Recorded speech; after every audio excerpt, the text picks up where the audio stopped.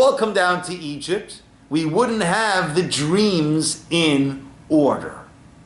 So what happens then? The brothers come down, first dream fulfilled. Rashi says yes. Ramban says no.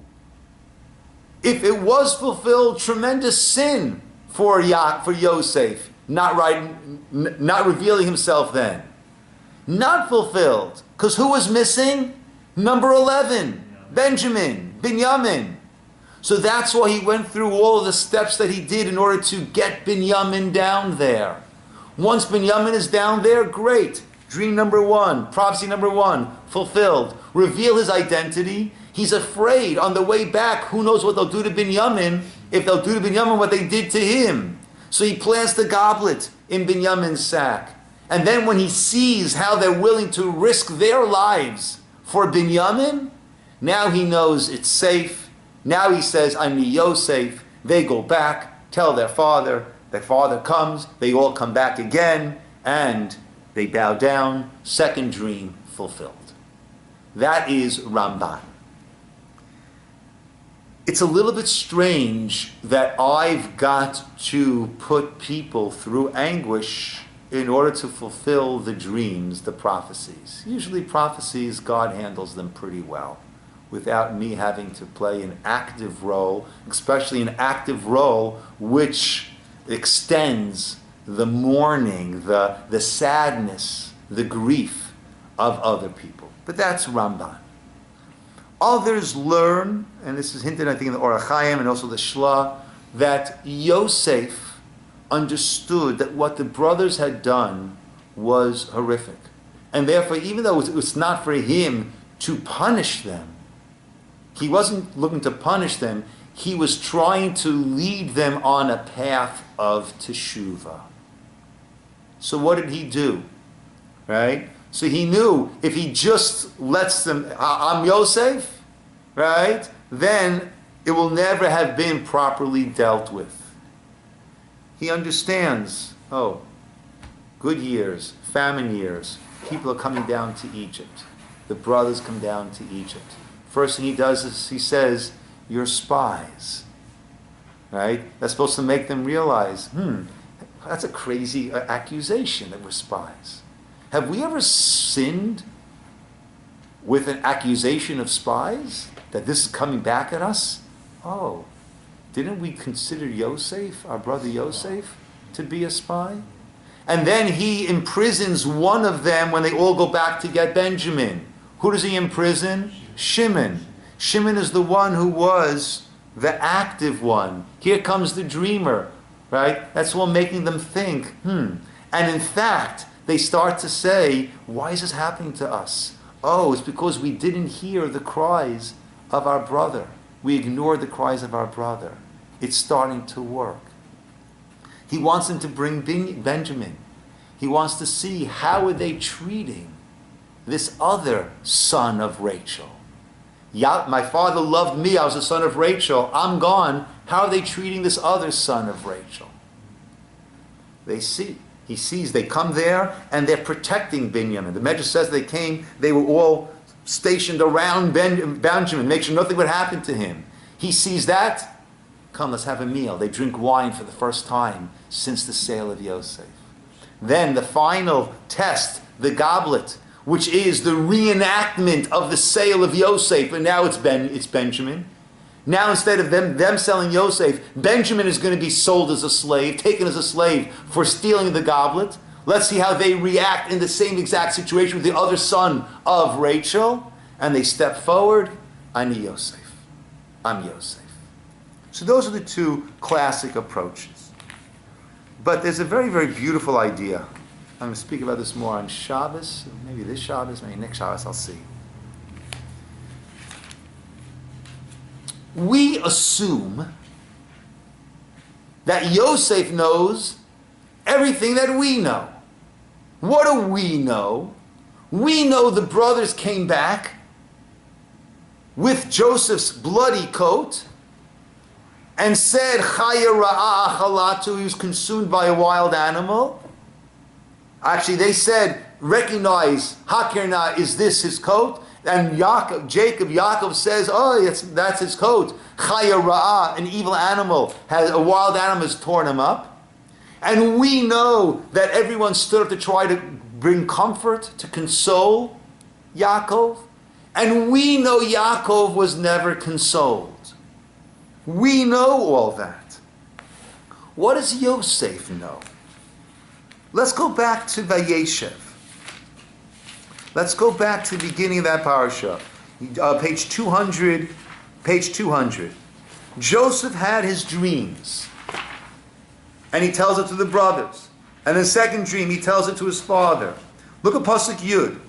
Vayesaper el aviv el achav. He told it to his father, to his brothers. Vayigar bo aviv. And his father scolded him. Vayomer, he said, Ma chalam b'zeh shechalamta. What's this dream that you dreamt? Havon avo ani v'imecha v'cha. And will I, your mother, your brothers come to bow down to you to the ground?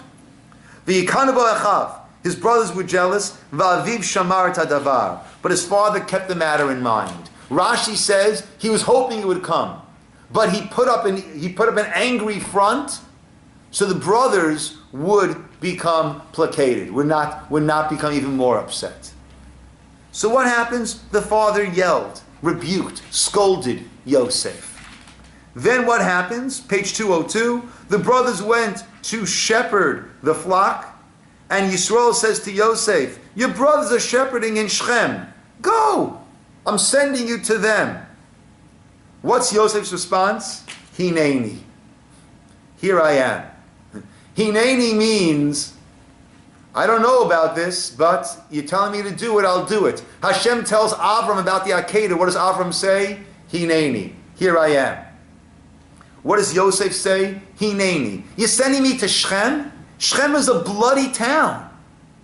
Shechem is where? Dinah, right? Shimon, Levi. Shechem is a bloody town. And you're sending me to my brothers, knowing how much they hate me. Hineni, I'll go. And he goes. And what happens? The brothers sell him. And he's waiting for a search party. Nothing comes.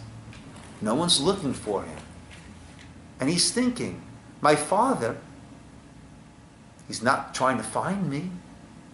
My father sent me here. The last interaction that he had with his father was his father scolding him. Vayigar bo, it's actually more than scold, it's like almost to yell at him. He's yelling at me about my dreams. It seems my father said, listen, this kid's tearing the family apart. He set me up. They all want to be rid of me. So he doesn't write home. Why should he write home? They'll try to kill him again. They don't want me. They sent me away. And we'll see next week, right? The names that he gives his children.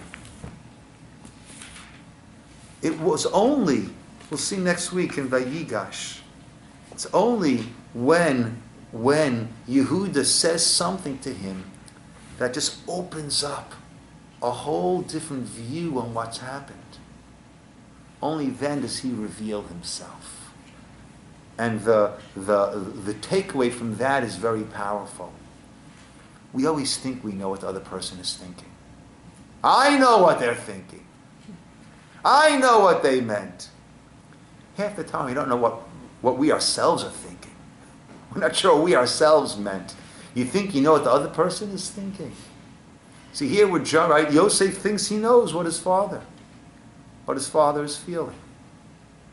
Right? His father, the last words were harsh words.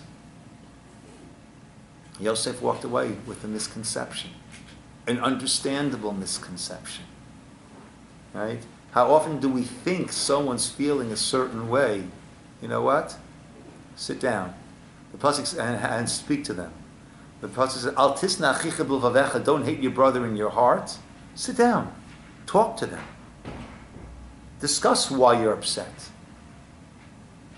Bring it out to the open. Don't keep it in your heart.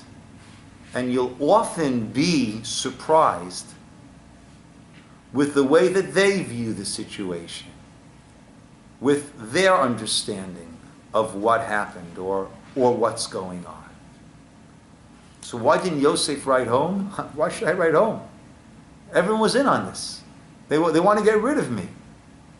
A child, chas v'shalom, a child is abused. Right? Go back home. Right? He has a new family, has a new life. Go back home? Thanks, but no thanks. I'll leave that behind me.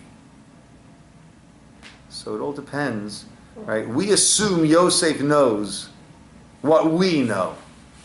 Yosef doesn't know what we know. He didn't see these psukim, that his father was inconsolable, that his father said, I'll go down to the grave. And we very rarely know what other people are thinking, what other people mean. So let's keep things in perspective and not go off and over, right? And then things just fester and then they build and build and build. Slow down. Okay, my friends, we'll call it over here. Thank you so much. Thank you, Dov. Thanks, Lord.